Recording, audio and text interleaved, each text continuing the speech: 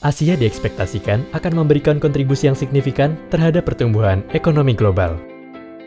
Hal ini disebabkan karena Asia diidentifikasi memiliki tingkat potensi pertumbuhan dan produktivitas tertinggi ke depannya, didukung oleh diversifikasi supply chain dan populasi usia muda yang tinggi. Prospek pertumbuhan superior secara bertahap akan mewujudkan peningkatan fundamental makroekonomi yang kemudian akan memicu upgrade credit rating ke arah yang positif di negara-negara Asia, termasuk Indonesia.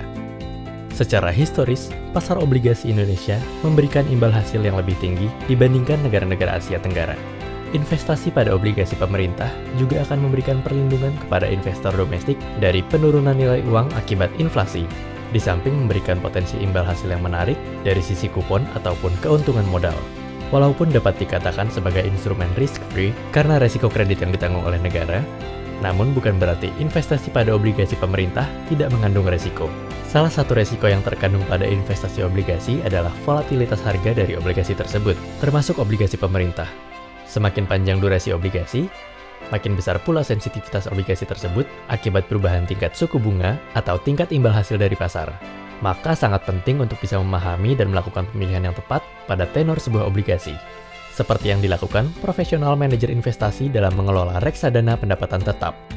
Untuk mengakomodasi situasi ini, Allianz Global Investors Indonesia mengeluarkan produk Reksadana Allianz Fixed Income Fund 2 dengan tingkat resiko menengah dan memiliki durasi pada kisaran 5-7 tahun.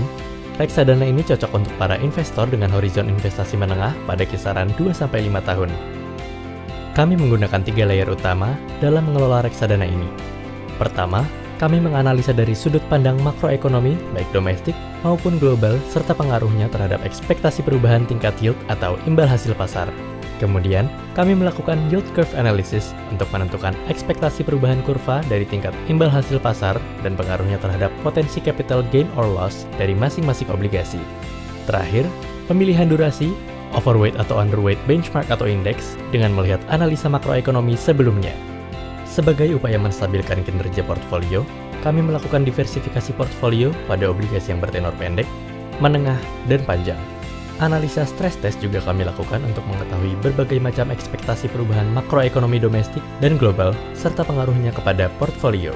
Pendekatan ini memungkinkan kami untuk selalu beradaptasi dan fleksibel terhadap perubahan kondisi pasar, memastikan portfolio investasi optimal, dan mengelola risiko secara efektif.